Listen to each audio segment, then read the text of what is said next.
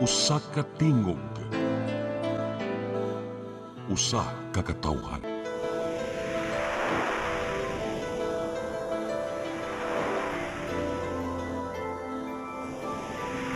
Cebu Catholic Television Network.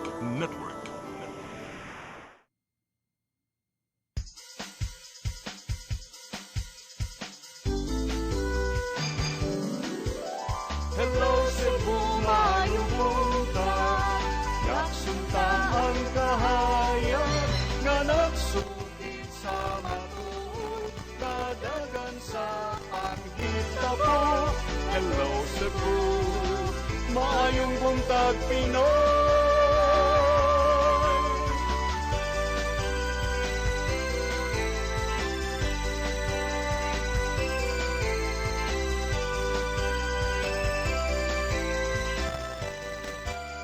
Ang katutulungan sa mga katawhan. Hello Cebu, hello Cebu, maayong buntag Pinoy, maayong buntag Pinoy, maayong buntag Pinoy. Hello Cebu, maayong buntag Pinoy, adlaw karon nga Martes, pitsa 24 tuig 2026, adlaw karon sa panag-ingnan sa Takbayan sa Sugbo, Charter Day. Holiday para ninyo, pero why holiday sa paghatod sa atong mga balita. Kami niya mga lagad sa kanginan, ako si Maluy Nocando Tabar. Ako si Attorney John Destacamento. Banimi hangtod sa alas 9 karong buntaga, samtang naghayang-hayang mus inyo ha, sa atong programang Hello Cebu, maayong buntag Pinoy. Atong unahon, attorney? Dili ta maglangan partner ato na ipadangat kining latest weather update gikan sa Pag-asa Visayas. Niya sa tong linya Sir Jomer Eclarino. May buntag Sir Jomer. Yes sir, may buntag sa tanan ug sa atong tanan tigpaminaw kini itong latest weather update karong adlaw. Padayon nakaapekto ang easterlies or init na hangin gikan sa dagat Pasipiko ug tungod kini makasinati kita generally fair weather gawas ini na mga patak-patak na mga pag-uwan ug kini mga localized thunderstorms. Padayon ta mag-monitor sa mga issue ng mga thunderstorm advisories. Hininga to na sa kasarangan na hangin masinati sa Central Visayas sa kadagatan malinawon nga to na sa kasarangan ang pagbalod. Temperatura sa Cebu 24 to 30 degrees Celsius, haring adlaw mosalop alas 5:54 sa hapon. Ang dagat mo taob alas 12:52 sa hapon, muhunas unya alas 10:17 sa gabi. Philippine Standard Time alas 8:08 sa buntag gikan diri sa Mactan, Pag-asa Visayas, DOST Jomar Eclarino. Dagang salamat Sir Jomar Eclarino ug maayong buntag niyo tanan din ha sa Pag-asa Mactan. Karon arita sa ato ang front pages sa mga pamantalaang lokal ug nasyonal atong sugdan sa Sunstar Daily. Sa Sunstar Daily, landfill row for sa 61 kilometers trash haul. Sa Super Balita 21 ka saba nga motor gikumpiska. Sa The Freeman, as Konsolasyon shuts doors, City Hall's trash to Aluginsan. Sa Banat News na maligyag Agarwood gidakop tungod kay walay permit sa DENR. Sa Philippine Daily Inquirer, ICC prosecutor says fear of Duterte led to slays. Sa The Philippine Star, Mr. Duterte must be held to account. Prosecution says those in power are not above the law. Sa Manila Bulletin, Marcos raises local government support fund to record 58 billion pesos and orders faster fund release to LGUs. Ug sa Tempo, newborn baby found in creek. Mao katong front pages sa mga pamantalaang lokal ug nasyonal. Sa mga pagbalik ka mo ipadangat kini itong mga balita. Please stand by. Hello Cebu, hello Cebu, maayong buntag Pinoy, maayong buntag Pinoy, maayong buntag Pinoy. Discover the beauty of the Philippines.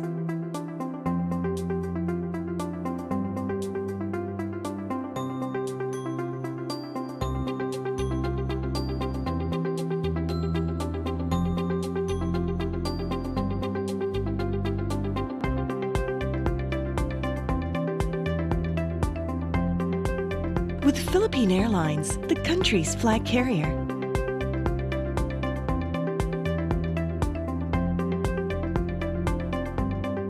The airline that lets you feel the warmth of the nation.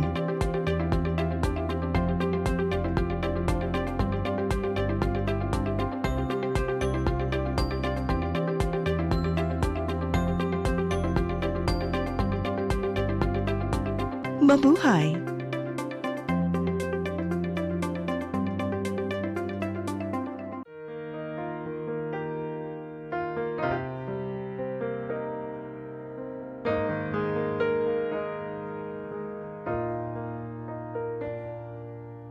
Heal me, O Lord, and I will be healed.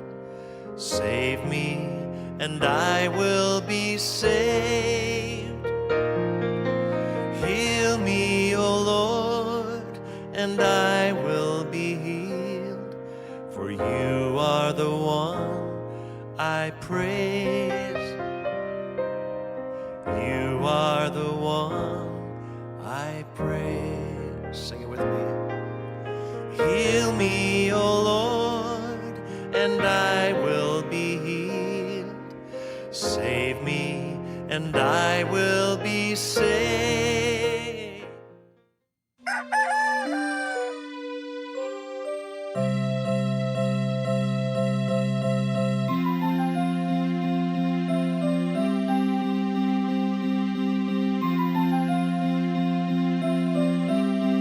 Ma, wala na may data, ma. Palud, ma. Sorry ma'am, na late ko. Nangita pa mong ko para internet sa kong anak ma'am. Ay, wala na yung problema. Pag sinisibo. Sinisibo, sinisibo. For your internet connection, And for the signal of your cable TV. so fast and straight, the transmission to your home. Sinisibo. Sinisibo, sinisibo. Offers you to have fiber optics. For your viewing experience, perfect and clear so far. So great and affordable for you to enjoy. Sinisibo. Cine Cebu Television Network Incorporated offers fiber to the home broadband internet. Bundled with fiber to the home cable TV connection. Cine Cebu Television Network Incorporated with its operation in Metro Cebu and the whole province of Cebu soon. And affordable for you to enjoy. Sinisibo. Hello Cebu, hello Cebu, maayong buntag Pinoy, maayong buntag Pinoy, maayong buntag Pinoy. Balik sa Hello Cebu, maing buntag Pinoy ug karon sa tumanga balita. Lagunas tumanga balita karong buntaga paghandom sa ika-40 katuig nga anibersaryo sa EDSA People Power Revolution karong Miyerkules, gipangandaman sa managlahing pundok dinhi sa Subo. Subay kini sa panawagan nga dili kalimtan ang rason nganong nahibalik ang demokrasya sa nasud. Ang kasayuran ni hatun ni Gia Navarro. Usa ang Archdiocese of Cebu pinagi sa Cebu Anti-Corruption Coalition ang nangunay sa pagpangandam sa mga kalihukan alang sa ika-40 nga anibersaryo sa People Power Revolution karong Miyerkules, Pebrero 25. Giawhag sa Archdiocese ang katawan sa pagsalmot sa imong malinawong protesta entero hapon ubos sa Supak 2.0. Sugdan kini sa Santos nga Misa sa Santo Niño Pilgrim Center sa di pa mag alas 2 sa hapon ug adunay hamubo nga programa pagkahuman. Ipadayon kini sa hamubo nga marcha paingon sa Plaza Independencia alang na sa imong panagtagbo. Adunay himong yugbo concert sa plaza hangtod na sa gabii. Kining tanan subay na sa nimong awhag ni Cebu Archbishop Alberto Uy nga di gid kalimtan ang nimong pagkabot sa demokrasya sa nasod niadtong Pebrero 25, 1986. The next generation is watching us. Our children and young people are learning from what we choose to remember or forget. If we do not show them that EDSA still matters, they may grow up thinking that corruption is normal, that abuse of power is acceptable, and that silence is safer than courage. Imong mas mainungdanon ang ika-40 nga tuig sa kasumaran sa EDSA 1 diin. Gipanawagan nila ang pagbalik sa mayong matang sa panggoberno. Sumpahinon kini sa nimong malinawong protesta sa supak niadtong Nobyembre may tungod sa halapad nga pagpangurakot sa gobyerno pinagi sa questionable mga proyekto. Kay inclusive man ang maong protesta, gisiguro nilang walay bisan kinsang politiko ang mamulong o di baka mamahimong epal sa mong kalihukan. Fight a certain noble cause that should be inclusive para marami kayong lalaban talaga. Kaya lang, the real politics is kung minsan, pag misinterpret, lalo na partisanship is smelled by the people, so they are drawn away. Mapilo sab sa mong kalihukan sa Archdiocese ang mga progresibong grupo dinhi sa Sugbo. Sumapa ni Jaime Paglinawan sa Bayan Central Visayas nga na ang ilang mga sakop ug uban pa nga mga sectoral groups sa Santo Niño Pilgrim Center alang sa misa. Una panini, muhimo silang daan og lihok protesta sa Daan Colon sa Miyerkules sa buntag aron ipalanog ang mga kahiwian sa kasamtangang administrasyon. Kinibisan pa man og walay nakuhang permit gikan sa LGU alang sa maong kalihukan. Apan nagpabilin ang hugot nilang pagkondenar sa grabing pagpangurakot sa gobyerno og human rights violations sa ubang tao. Nahanglan na itinusahin ko palagtuton. Doon na gahong ang katawhan sama sa gahong na ipakita panahon niya ito 1986 na IDSA People Power. Ian Navarro, CCTN News. Samtang garbage truck sa barangay San Nicolas, Dakbayan sa Sugbo nga naghatod og basura ngadto sa pulog sanitary landfill sa lungsod sa Konsolasyon, nawagtangan og brake. Motor nga giparking kilid sa dalan, ingon man tindahan og poste sa Visayan Electric, gidaro ang kasayuran nihatod ni Arnold Bustamante. Garbage truck nga iya sa barangay San Nicolas sa Dakbayan sa Sugbo aga nadasmag sa konkretong poste sa kuryente sa barangay Pulog, lungsod sa Konsolasyon.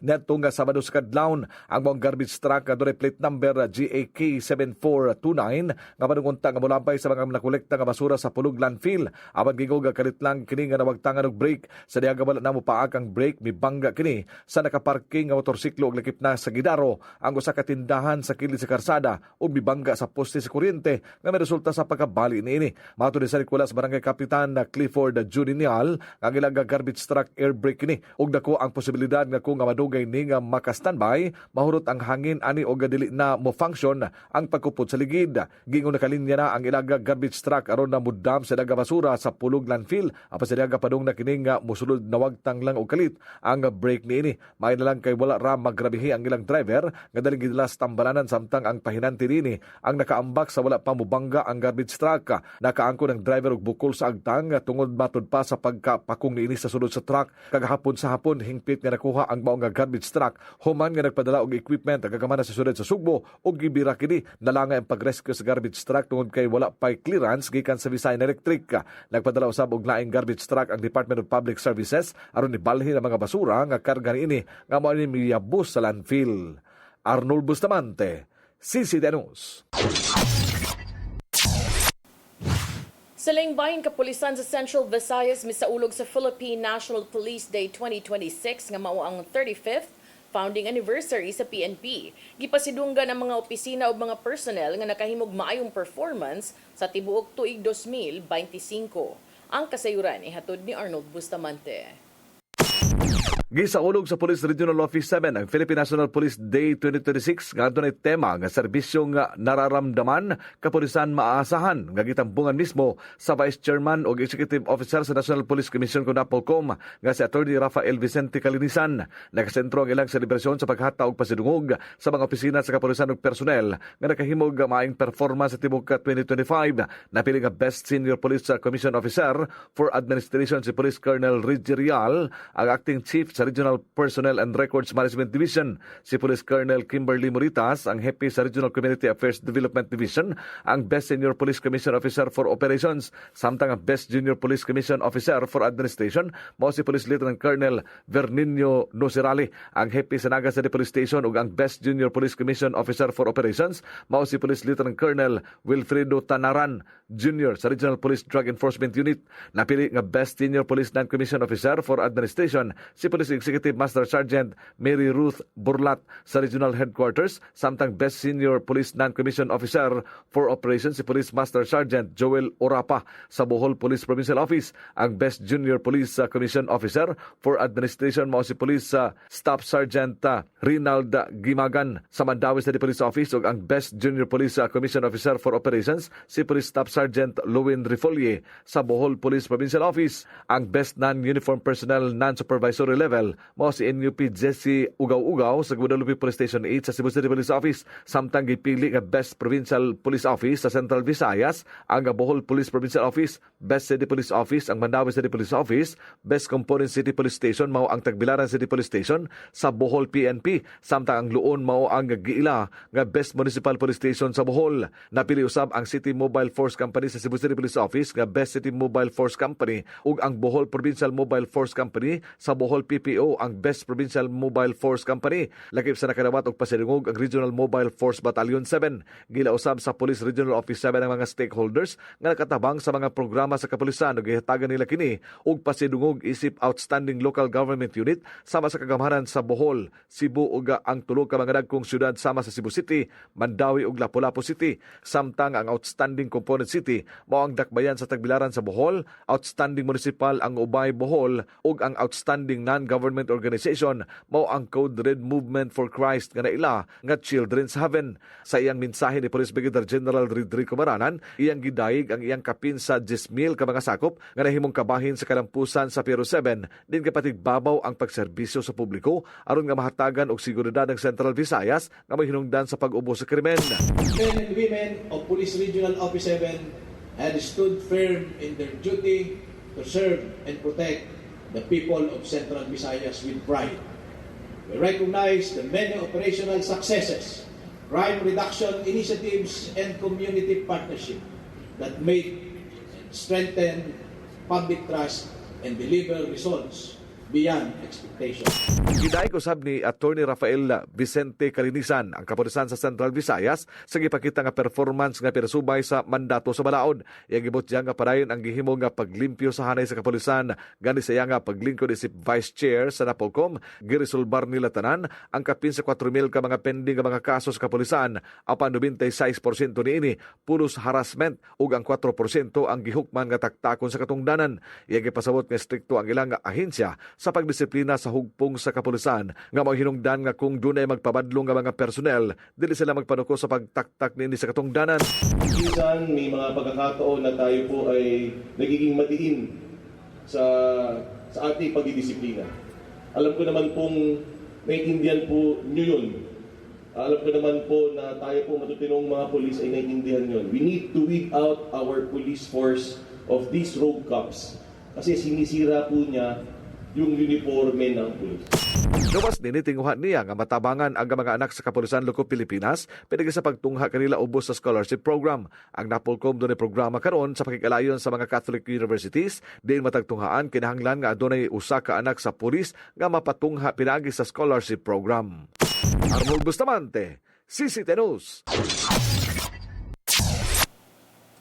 Sa laing balita, nananom og namaligya og agarwood kon lapnisan nasikop sa National Bureau of Investigation o Department of Environment and Natural Resources. Ang lapnisan gikonsiderar sa DENR nga usa ka endangered species. Ang kasayuran nihatod ni Mary Rose Sagarino.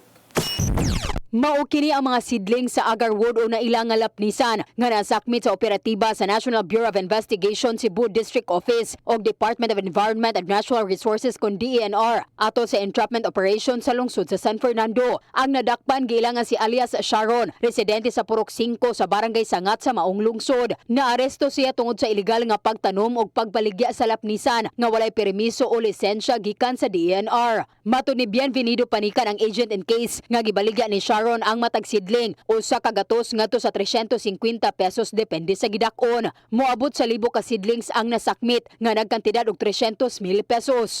Marami nagko-cultivate nito dahil nga very lucrative yung nitong alam mo mahal yung actually yung resin ng isang grown up agarwood cost about $100,000.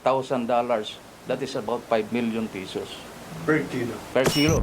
Gipasabot nga gidili sa DENR ang pag-farming o pagbaligya sa lapnisan. Hilabi na nga endangered species kini. Gawas na lang kung adunay permit gikan sa ahensya. Ang makalapas sa Republic Act No. 9147 o Wildlife Resources Conservation and Protection Act ang mahimong mapriso sa unom ngadto sa 12 ka tuig ug makamulta og moabot sa 1 ka milyon ka pesos. Simple acts of selling or dispensing of kining prohibited wildlife species, but it imposes steep penalty. Ang agarwood o lapnisan ang sagad gigamit sa paghimo og pahumot og tambal. Usa kini sa pinakamahal nga kahoy sa tibuok kalibutan ug moabot og milyon ka pesos ang kantidad kada kilo sa dagkong punuan. Sa iyang habig, giangkon ni Sharon nga pila ka tuig na siyang nagtanom sa kahoy, apan karon lang tuiga nga daghan ang malampuson nga mitubo tungod lisod ang pagtanom niini. Iya kining gihimo nga panginabuhian, gipalit niya ang buwak sa Mindanao. Nag-andam na unta siya sa pag-apply og permit sa DENR. Kay naman ko'y kuanan bunga nga gingnan ko makuha jud permit. Pero wa pa ka makuha kay imo pang huwaton og masakses ba? Og tubo. Kapoy mo lukat niya. Germinate. Di plano jud ko sir kay nursery man ako Okay. Nursery. Gamay ragot kayo, backyard lang. Ang nasakmit nga lapnisan ang gikatakdang i-turnover ngadto sa DENR. Mary Rose Sagarino, CCTN News. Sa atong katapusang balita, Save the Philippines Coalition nakighiusa sa Barug, Lumad, Talisaynon, pinaagi sa usa ka covenant signing aron ipadayag ang ilang hugot nga suporta ngadto kang Vice Presidente Sara Duterte karong 2028 presidential elections. Mga detalye sa report ni Gian Navarro. May padayag ang grupong Barug Lumad Talisaynon silang hugot nga suporta ngadto kang Vice Presidente Sara Duterte. Pipila ka adlaw human gianunsyo ang planong pagdagan sa pagka-presidente karong 2028. Maong nakigiusa sila ngadto sa Save the Philippines Coalition aron usahon ang maong alyansa. Gipagi kini sa usa ka covenant signing natong Sabado sa hapon sa dakbayan sa Talisay. Kuyog ang kaalyado sa mga Duterte dinhi sa Sugbo. Gipasabot sa co-chairperson sa BLT nga si kanhi Talisay City Vice Mayor Alan Bukaw nga igo lang nilang gilusad ang grupo aron suportahan si Duterte karong sunod nga eleksyon. Subay kini sa gibati nila mga hagit karon sa nasod ilabi na sa panggoberno. Kung kami mo ipasultion sa koalisyon, dugay naming nag-ampo. Kaunta mo deklarar na si Inday Sara. Kay ang mga tao nagpaabot na. Nindot kayo, nindot, para nako. Sa kasamtangan, wala pa'y plano si Bukaw sa mahimong kandidatura karong eleksyon 2028. Gipasabot sa mga kaalyado ni Duterte nga kabahin lang among kalihukan sa pagpalig-on pa sa Save the Philippines Coalition. Ilabi na nga nagpabilin ang gipanawagan nga ipatuman unta ang constitutional succession ngadto kang Duterte. So karon from each local LGU or leader naapoy other mas grassroots na leader. So that's the purpose of this. Ipadayon sa Save the Philippines Coalition ang mga orientation nga sa ubang mga kaalyado sa Metro Cebu sa musunod pang mga adlaw. Gilauman ang pagtambong unta ni Vice Presidente Duterte isip guest of honor sa covenant signing. Apan, wala siya nipakita. Mitambong siya pagkagabiso sa ka-TV interview sa Manila. Diin gipahibaw niya nga adunay na recruit nga running mate sa pagka-Vice Presidente. Wala pa niya ginganlan kung kinsa man sa pagkakaroon. Nirecruit ko siya last year pa. Kaso, wag na muna natin yan pag-usapan. Protektahan natin yung tao hanggang sa makapag-desisyon siya kung anong gagawin niya sa karera niya. Yung nire-recruit ko na Vice President, siya ang magpapanagot sa mga gumawa ng mali sa bayan. Para ako, nakatutok ako sa trabaho ng Presidente. Ian Navarro, CCTN News. Mao katong mga balita nga nahipos tong kaubanan sa CCTN News and Public Affairs Team og inyo katong nakita kagahapon sa mga balita sa Sayre 47. Nya Attorney Tangkod Pa man partner, so mo break sa taga-diyot ug sa atong pagbalik ato nang hisgutan ang nahitabo kagahapon nga confirmation of hearing of charges hearing dito sa ICC sa kaso ni kanhi Presidente Rodrigo Duterte. Kana og pipila pa ka mga issue sa atong pagbalik. Please stand by. Hello Cebu, maayong buntag Pinoy, maayong buntag Pinoy, maayong buntag Pinoy. Discover the beauty of the Philippines.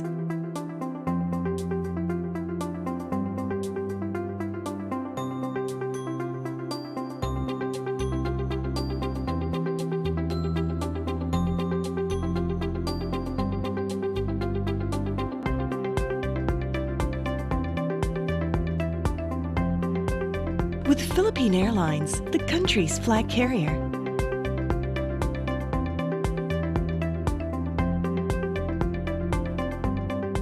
The airline that lets you feel the warmth of the nation.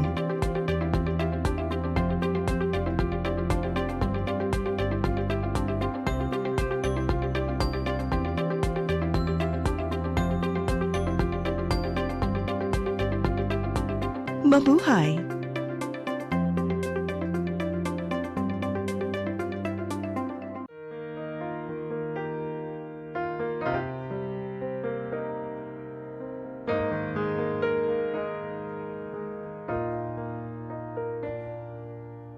Heal me, O Lord, and I will be healed.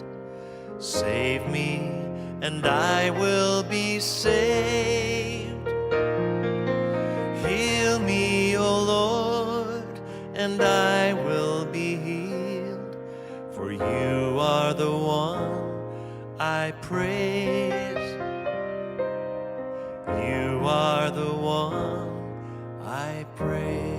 Sing it with me. Heal me, O Lord, and I will be healed.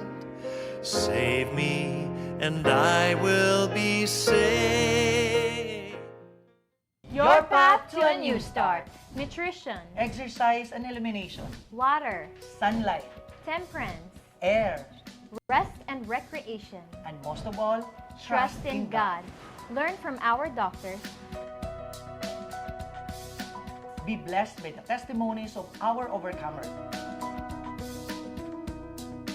Ang inyong programa, Alam sa may sakit, walay sakit, ug dili ganahan magkasakit. Ozone Med Wellness Clinic New Start. Napapanood every Saturday 8 to 9 a.m. Og ang replay airing matag Miyerkules 1:00 hangtod 2:00 sa hapon. Dinhilang sa CCTN Channel 47. New Start, Ozone Med Health and Wellness Talk.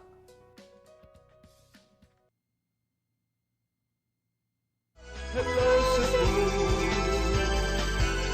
hello Cebu, maayong buntag Pinoy, maayong buntag Pinoy, maayong buntag Pinoy.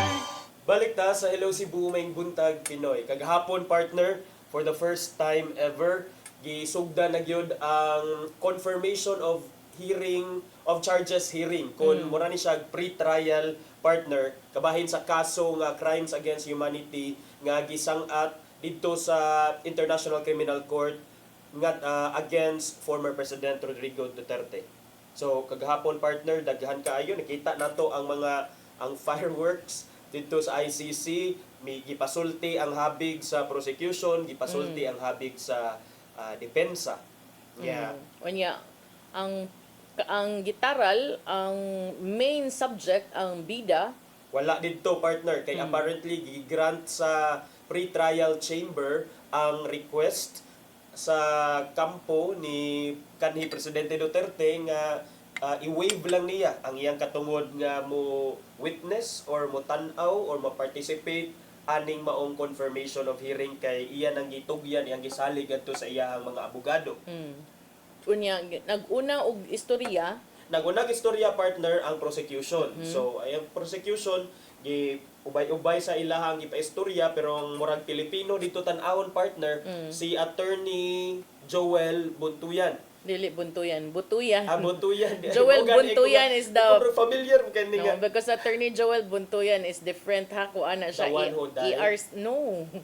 What's man ay? Kato taga Talamban nga No. sila. Still alive. Uy.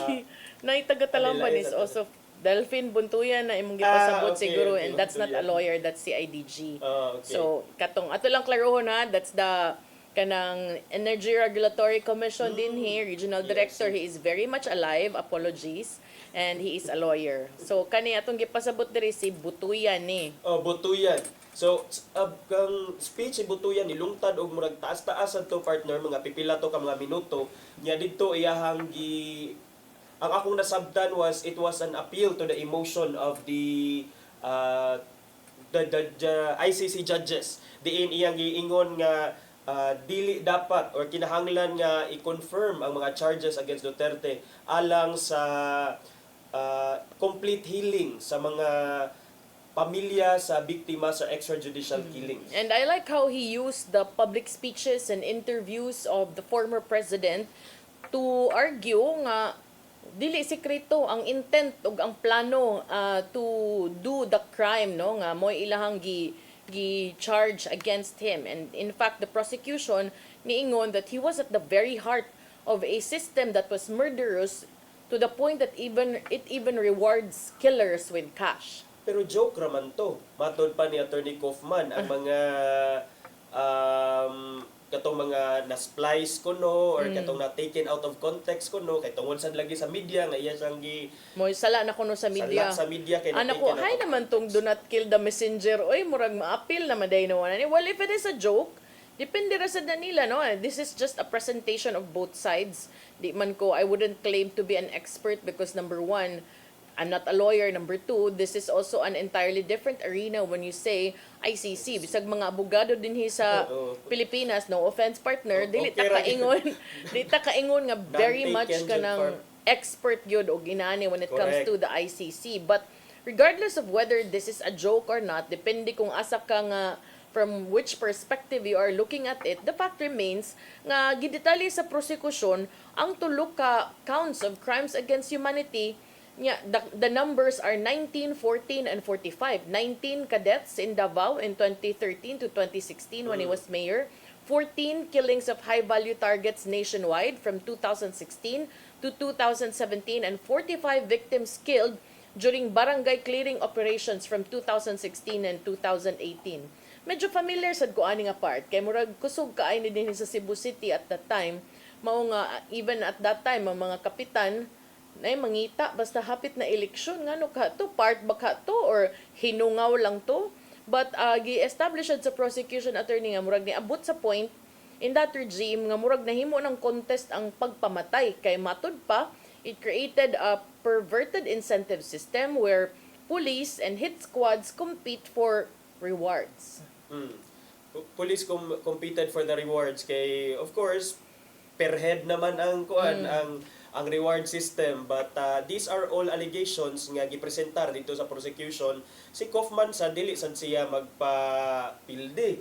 Matod sad niya nga ang katong mga videos nga gipakita kagahapon were taken out of context og most of these dili kuno seryoso nga gimin gyud sa iyang amo, sa iyang boss, sa iyang kliyente nga si former President Rodrigo Duterte. So meaning ang serious ra gyud katurag yung nangbuhat.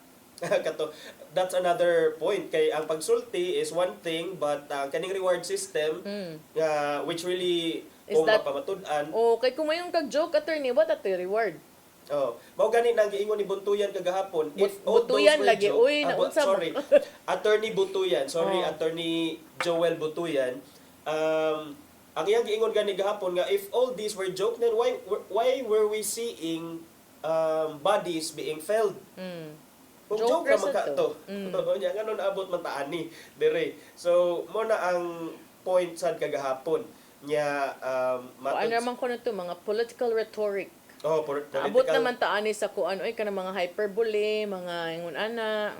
Aron lang kuno maka-instill o kahadlok bitaw ngadto sa and I think this narrative has been has been present since the beginning man gyud nga. In fact, naiuban nga mga supporters gyud sa kanhi presidente, I will not call them DDS, kay naaman sa joy mga legitimate supporters sa campaign for peace and order kang Presidente Nga diha Duterte. ni side. Nga diha ni side because kay bawsan sila nga nanaghan ng adik, nanaghan sa mga badlungon, nya dayon murag feel nila nga must we wait nga kita na ang mabiktima aning mga tarantado nga tao nga mga adik-adik nya so muna nga ni cheer sila ni Abiba sila ani, but that's one thing, and the other thing is it justified nga mo resort ta og reward system og aning pagpatay kung tinuod man gani sanctioned by the state just to reach that goal or achieve that goal. And how do you feel about the statement of Attorney Kaufman nga kato kunong DDS or Davao Death Squad was a fictitious construct created by the media and the political enemies to target his client? Because I think at that time, pag kusog yun anang pangana, wala pa man siguro kahit siya yung mga political enemies kay unity ba yun na sila? Well, if that's fictitious, then how come nga wala man na gi-deny ni kanhi presidente mismo during those inquiries? Kaya diba, doon naman to inquiry at the Senate, man siguro to, at the House, katong naa si Senator Laila de Lima sad and all those things niya. Na-mention man yun ang Davao Death Squad. You have Garma also mentioning Davao Death Squad, and then you have, even, I saw some videos recently nga si Senator Bongo, naka-mention sad nga, gi-confirm niya nga, giingon sad nga, na-mention sad ang Davao Death Squad. So, if that is a fictitious name, then, ngano wala takadungog nga kuan, in fact proud pam kay sila calling themselves DDS supporters. So but that is something ma-flesh out during the hearing, partner. Tanaw na to sa nila pagpamatuod nga dili sa tinuod ng DDS ang what na personality ang DDS. But regardless of whether there's a name or not, you don't have a name to name the group, man, partner. It's the action that is being ang gilantaw ba, ang gitanaw, ang gibuhat man, ang epekto.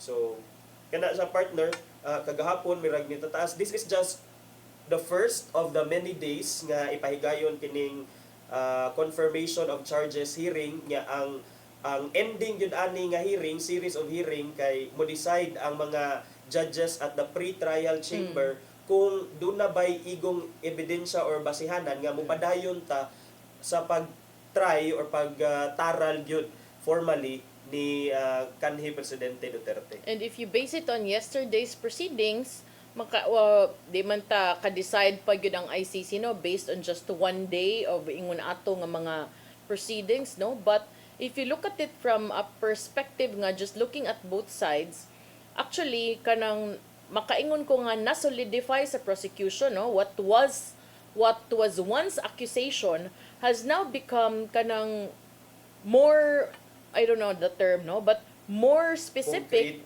because nana siya numbers, 19 deaths, 15 national cases, and in this case naka-establish siya og kanang what you call common plan, which is actually crucial to establish katong mga perpetrator, co-perpetrator, kay di man na mahimo nga na perpetrator o co-perpetrator kung wasad na ingon nga giplanuhan.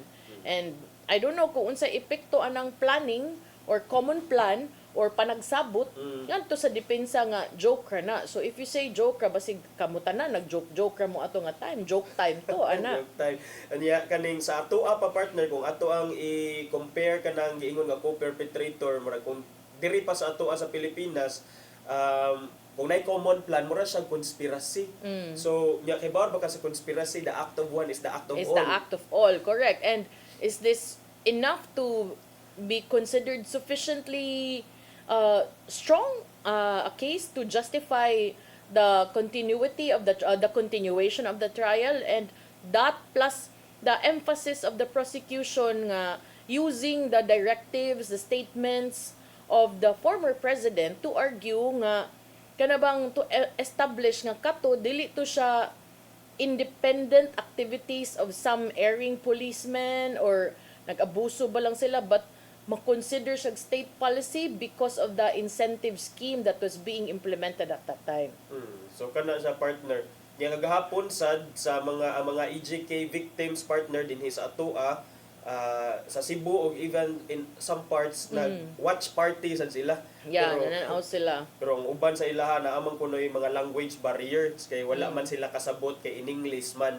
So may unta sa nay magpasabot sa ilaha. Nay mo translate sa ilaha. I-appeal pud na. So kana no, but if because we presented mga makaingon tag notable points of the prosecution, how about the defense? Igno niya ta na dapig man was prosecution.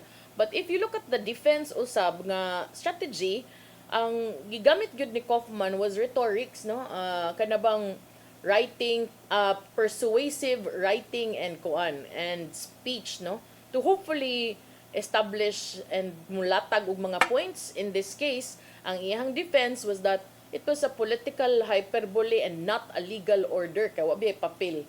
Wabi ingon nga wherefore ingon ana walay policy nga gibutang, wala gilatag sa papel. So then the defense says it's political hyperbole and need sad ni nga iprobar sad sa part sa prosecution og mas taas nga level linking the former president to evidence that they might be presenting in the coming days. Kay hangtod pa biya ni kuan attorney 27, di ba?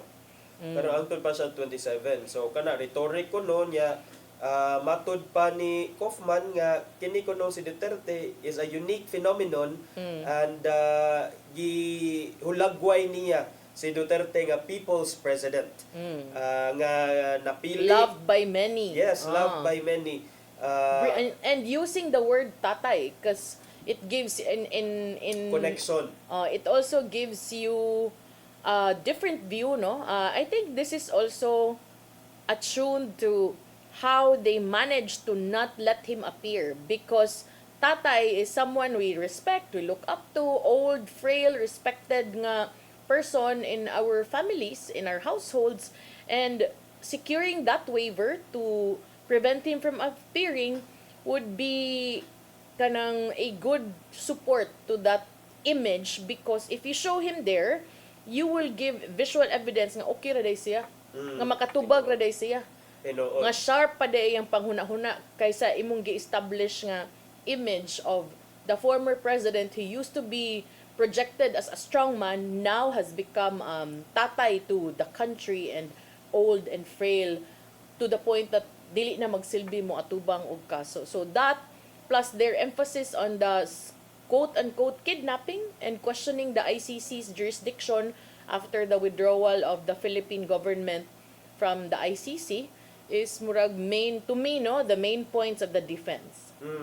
Aside anang iyahang pag-defend sa mga mga pamulong ni kanhi Presidente Duterte, iyahasang gi-mention sa niya ang karon incumbent President Ferdinand Marcos Jr. nga mao kunoy hinungdan nganong kining si kanhi Presidente Duterte naabot dito sa dahig ug karon kasamtangang gitaral nga matud pa niya unconstitutional kuno ang gibuhat nga pag-aresto sa kanhi presidente o pag-turnover ngadto sa The Hague. Gihulagway ni Kaufman partner kung giunsa ni Duterte paghimo ang mga efforts nga hangtod murag na ako noy plan ba nga hangtod na nga aron lang yun nga ang ending is dadpon yun siya ngadto sa Netherlands. Unya doon na pagaytoy na mention nga doon na kunoy murag secret nga tao na secret GC nga dili in ani pagkasulti pero nagbasa ko sa post ni attorney Falsis kagahapon nga ay nagbudhi niya nga iyang key person. But if you look at this attorney, mga karaan naman na nga issue. So kagahapon kung kato atong basihan ang hearing, wala gyoy something new. Walay new from the prosecution in the sense nga wala mo nakatipak sa 1914-45 ka deaths. You mean bag-o sa defense? Okay, ang establish good sa prosecution, I was expecting it's a legal battle. So kung ako, mas nidot unta to kung ping-pong pa ni or volleyball pa ni, hapak sa pikas, hapak sa dahin ka. But kanang to me, bugat man gud to. So when you, diba, beyond reasonable doubt man gid na, unsaon man mo establish, pero kung ang i-push sa defense is supposedly kanang ma-establish nga why guilt beyond reasonable doubt, diba? Kay mo gid na sa blawod, but kung ang trabaho sad sa prosecution is to establish substantial grounds, medyo makaingon sa tang naka-establish sad sila gahapon kay grabe gud kay ilang numbers, 19, 14, 45. And they have Ano ba? 497 nga witnesses nga posible nila nga to ipakita kung naay budget nga mapakita dito ug madana dito o kung tugutan sa mga huwis. So, basin sa dog si Kaufman, nagtago lang sa Diyos yung mga alas attorney. Wasn't nagkabaw. Pre-trial is not supposed to be a full-blown trial. Precisely, ang objective ra gyud ana gahapon gi-explain yun nga, we are not here, we are not doing this To discuss the determine merits. guilt or innocence, but just para lang naatay pulsuhan lang nato kung unsa man ni kaning is this a harassment suit nga murag a funny suit nga dapat nato i-abort na at this stage or dapat nato ipadayon. So mao na ang atong atngan by the 27th or the days after that, crucial kaayo na kay anha mag-decide ang panel of judges diha sa kining ICC kung nakakita ba gyud silang basihan aron ipadayon ning kasuha. I think karong gabi kinahanglan gyud mamawi og maayo si Attorney Kaufman to also kanang pressure sa Kaufman mo na. Okay, importante na oy. The world is also Kuya watching. partner gahapon nag-live ang International Criminal Court nga page. Susgi off ang comment section kay naabot dito ang sinamok na sa naabot dito ang mga supporters nga ala ng bash. Kanang tumi ba magtan-aw ta maminaw ta para makapunta pareha na uwam ta kibawa ng 19, 14, 45 ana. Mao day na ang gidaghanon. Ana di ba? Ato nang ikuan ha. Di ba? So kana ba para makatun sad ta, we learn to listen to the other side kay kanang sad to yung mga points si Attorney Kaufman nindot man sad to, di ba? In fact, nindot kayo ihang rhetoric. When you said rhetoric, good appeal nam good na ang kanang persuasive writing, speaking, dramatic, emotional appeal, ano ba? Iyahag yung gitapos ang iyahang kuan kagahapon partner, ang iyahang part dito sa pre-trial nga niawhag siya sa ICC nga papulian ninyo si Tatay Digong. Emotional appeal gid lagi. Yes, Closing appeal. statement is emotional appeal. Ang closing statement sa prosecution was justice pod for the 19, 14 and 45. Kana. And we will ask you to give back to the Filipino people their Tatay Digong.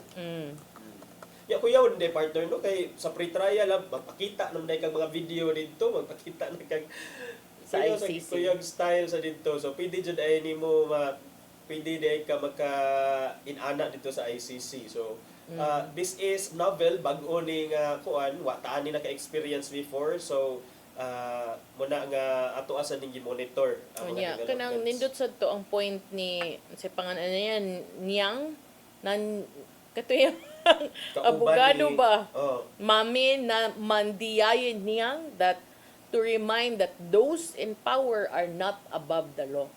Kana siya partner maura man yun sad na if you reduce the contention or the argument nganong naay uban nga dili ganahan anang war against drugs is because of that.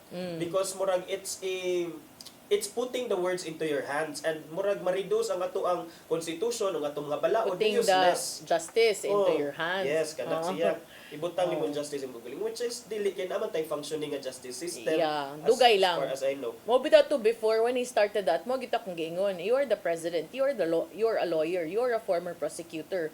Before resorting to a violent drug war, I would have also, in a perfect world, wanted it if your kaisog will be used to whip up into shape the legal and justice system in the country para walay mahabiling mapriso nga wa pa nahiring bisag kausa. Kana lang ba? The mere kanang pag-usad sa hustisya ba? Ana unta to nindot unta. But then again partner no, at this time murag lisod naman god i-convince ang wala pa na convince or naadyo ilang kaugalingong baruganan and then muna nga murag sometimes it's useless nga magsigita og convince sa ubang tao not necessarily sad nga natay ginapigan partner pero ang ako ra jud na observe is kanayeng kung naa nagyoy iyahang kaugalingon nga baruganan ang tao bisag unsaon pa nimo murag usahay dili na makakita sa dili na maka-acknowledge sa counter argument until what happens to the other side happens to them. And then they say nga, inosente man may, anong inatuman. So, kana po. So, while yesterday, the closing statement of Attorney Kaufman was to bring Tatay Digong home to his country, the prosecution also said that while it is impossible already to reunite the victims with their loved ones, ang iarasad is kanang nahabilin na lang ang murag konsuelo nila is to reveal the truth about what happened to them and provide a sense of justice. So, syempre mas bugato kang Kaufman kay kanang bring him to his family, to the country that he loves, inganana, but mao na kuan yun kanang depende ra gyud kung asa ka na kauyon nga baruganan. Oh, and then naay ubang part, naay mga ubang pulong kagahapon nga murag nindot paminawon sa atong dunggan, pero cases are not decided on the basis of anang mga hollow words nga kung walay ebidensya. So lilion gyud na diha unsa may imong basis, unsa may imong suporta anang imong mga claim, and will you be able to prove through that evidence nga iya jud ang gibuhat. So mao na nga kining, let's see kung ipadayon ba nila into a full-blown trial. Kay adto naman gud makakita ang mga specific yun mga evidence, ang mga witnesses mo narrate na yun. Kaya si Kaufman sad and his other lawyers ni Duterte will also present their defense to disprove the accusations of the prosecution. So, actually, I'm expecting a different strategy tonight. Kay kasagaran mong god kung mga ingon ana as ahinan og sini og himasag John Grisham. mga Netflix nga. Si tan-aw og kuan. But I think manggod ka ng murag kung sa duwa pa ni inig unang adlaw or unang set mo tan-aw gyud ka kung unsay capacity or unsay gikuptan sa imong kaatbang ba, and then you react accordingly. So nindot siya actually. It's a good opportunity for us Filipinos to also learn about kanang international laws. Yeah, wala naman tay oras, partner. Tanaw lang yato niyang gabi. To'y padangat ang giandam ni Tatay Dodong. Tatay D gihapon ni ang pulong og kinabuhi.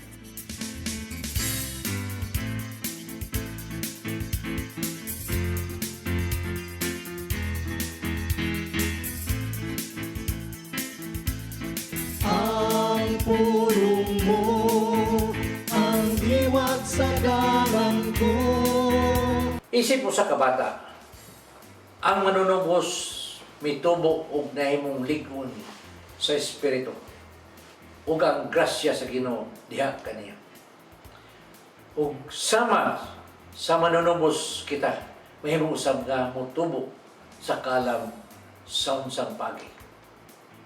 Pinagi sa tumatiludanon nga pagsugot sa kabubutod sa samahan. Ang pagtuman sa mga prinsipyo sa Ebanghelyo makahatag kanato sa gasa sa kalam o huptan nato kini sa tibok natong kinabuhi. Sa Mateo 7:24 nagingon, busa ang tanan nakadungog sa akong gisulti o nagtuman nini. Naisama sa usa ka tawo nga maalamon nga nagtukod sa iyang balay diha sa bato. Ang pagkamatinumanon sa mga sugo samahan mo ang sinugdanan sa kalam. Maigsoon, mo kini ang pulong nga naghataw giya sa atong kinabuhi. Magampo kita. Nang itong amahan, but na mo kabatuon og kalam aron kini ang magtudlo kanamo sa mga mayong butang. Apan una sa tanan, tudloy kami nga magsinugtanon sa tanan mong mga sugo, kay dinhiman magsugod ang among kaalam. Amen. At samahan sa Anak sa Espiritu Santo. Amen. Ang pulong mo, ang diwat sa dalan ko. Pulong ang kinabuhi ni Tatay Dodong Limchua may nagtapos sa atong tulumanon. Dagang salamat sa Philippine Airlines. Thank you kang Archbishop Alberto Uy, nilang Nanay Diana Limchua o Tatay Dodong Limchua. Thank you, Sir Dennis Tabar, to mga kaubanan sa TOC, Sir Robert, Miss Inday, Sir Matmat, Miss Mabel, Miss Joanne. Sir Rodel, Sir Raymond o Sir Ferdy, salamat. Salamat sa iyong pagpakig-uban. Ako si Malu Inocando Tabar. O si Attorney John Desacamento. See you tomorrow sa itong programang Hello Cebu. Mayong Buntag, Pinoy. God bless us all.